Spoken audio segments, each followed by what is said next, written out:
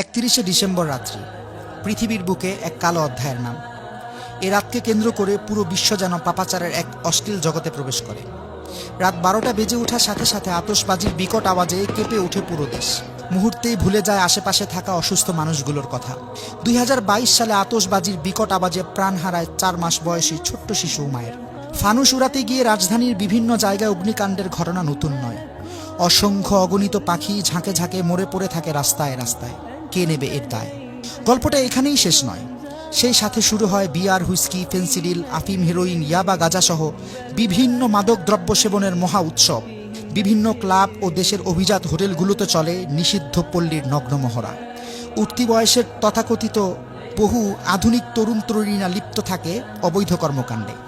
Just enjoy করতে গিয়ে সম্ভ্রান্ত ঘরের অনেক তরুণী নেশায় বুঁদ হয়ে সম্ভ্রম বিলিয়ে দেয় জাস্ট ফ্রেন্ড নামক হায়নাদের কাছে।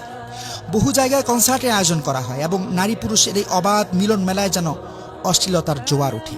রাজধানীর বিভিন্ন রোডে বাইক রেসে দুর্ঘটনার সংবাদে গরম থাকে প্রচার গণমাধ্যম। বড় অবাক লাগে। প্রতিবাদ তো দূরের কথা, কথিত সুশীল সমাজ তখন মুখে কুলুপ এঁটে বসে থাকে। নিষিদ্ধ অ্যালকোহলের লট ঠেকাতে আইন শৃঙ্খলা বাহিনীকে চরম হিমশিম খেতে হয়। একজন মুসলিম হিসেবে কি ভেবে দেখেছি এ জাতীয় বস্তা পচা নোংরা সংস্কৃতি কি আমাদের পক্ষে শোভা পায়?